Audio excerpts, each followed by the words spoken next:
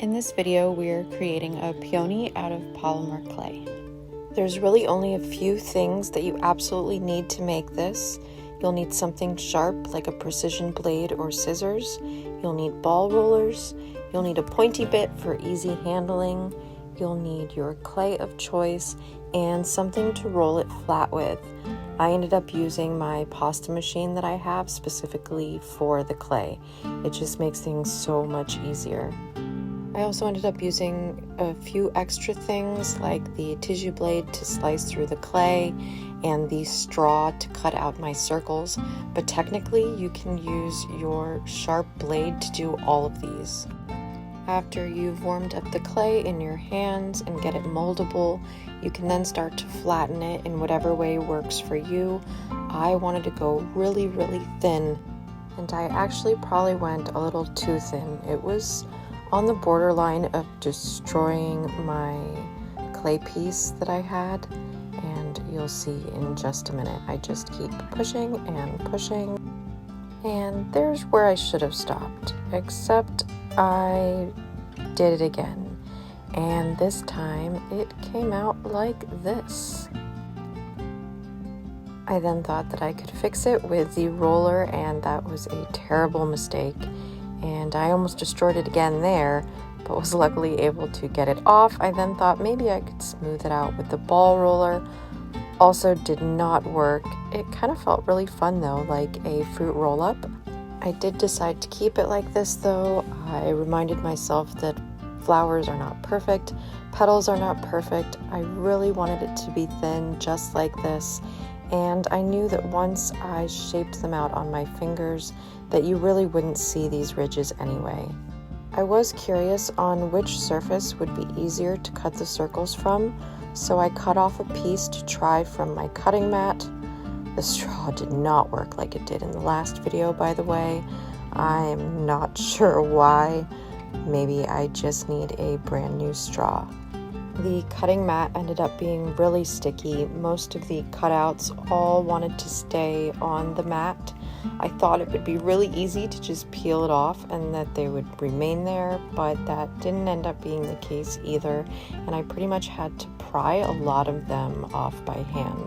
The whole time I was doing this, I just kept reminding myself that I needed the petals to have a rough edge anyway, and that it would all be fine in the end. I was also curious how well a blade would slide between the clay and the cutting mat to see if it was easy to separate, and it was not. So I would not recommend a cutting mat for anything like this. I then started to use my straw to cut circles out of the piece that I had on my marble, and that went better. I really wish the straw had worked as well as it did in my rose video, but I guess they can't all be winners. And remember, you don't have to use a straw to make these circles. You could even use your blade to freehand them. The artist that I followed, her tutorial for this, she uses the tips from piping bags, and that works perfectly for her, and I would love to try that. I just keep forgetting to buy them. Down below in the description, I have a link for that specific tutorial. It's the same clay artist that I linked for the rose video. She's got a great guide that has pictures and step-by-step information. And if you're just now tuning in, my name is Amanda, and it is my goal to share with you everything I learn as I go through the process of trying to create my own polymer clay jewelry. I even share my mistakes, but hopefully always in a soothing and stress-free way. And now that I have my circles more organized, we're going to start cutting them down into sections. It's going to range from 1/8 of a circle to half circles. For these peonies, we need 5 half circles, so I just start with those because they're just the easiest to create. I then start cutting out my 3/4 circles. We need 6 of these for the peonies, and the little 1/4 sections that come out of those, I just put those off to the side because we'll need 3 of those. We'll also need 3 sections that are just 1/8 of a circle. You can just cut one of the quarter sections in half for this. And then you're just going to roll all the pieces that you need into a ball. It just makes it easier to go through the next steps because they all have to be turned into a teardrop shape anyway. After I had all my pieces rolled out for this specific flower, I decided that I would practice my first petal on one of the bigger whole pieces, just so that it would be easier to get an idea of what I would have to do to the others. So I'm doing the same thing to this one, rolling it into a ball and then putting it into a teardrop shape. Once it's in that shape, you're going to take your blade, or I used scissors for this try, and you're just going to cut out 2 little indentations in the tip. It should look like a little duck foot or something when you're done. And then you take your ball roller and you're just going to press it and move it outwards just like we did in the rose video. And then we're going to pinch the bottom and pull it up. These are a little different than the rose petals, as these have the wavy little ends to them, while the roses were just the curves from the teardrops. I wanted to try using the knife this time to see if it was any easier to make the cuts. I initially thought it was easier, but then in the end I end up using the scissors almost constantly, especially later as I finished all of these petals off camera. The scissors just were way more efficient. Next, I take one of my quarter circle pieces and I ball that up and place it on the tip of my needle point. This is going to be the center of our flower.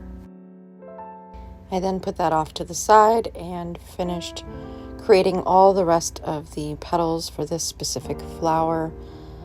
You can do the center of the flower after this. I'm not sure why I did it first. Once you get all your petals made, you're going to start applying the layers.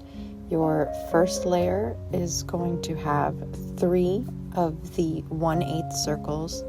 The second layer also has 3, but of the quarter circles.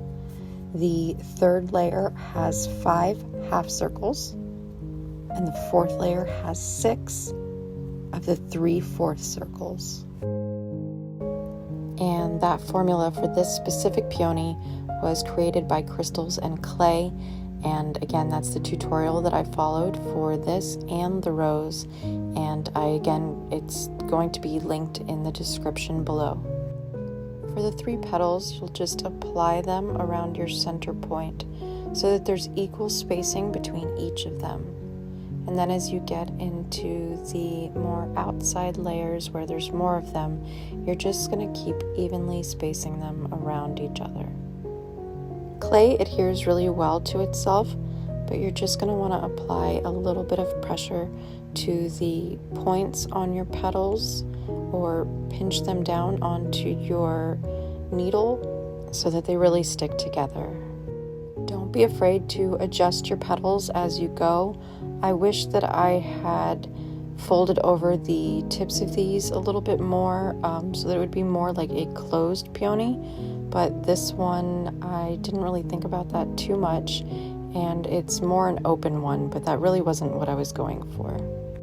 The ones that I made later, I folded over the tips a little more, and they turned out a bit more how I'd like them. After you get all your petals on, you can do a once over to make sure they look how you'd like them. If you'd want the closed peony, you'd fold them all more towards the center, and they would look more like this. Thanks for watching.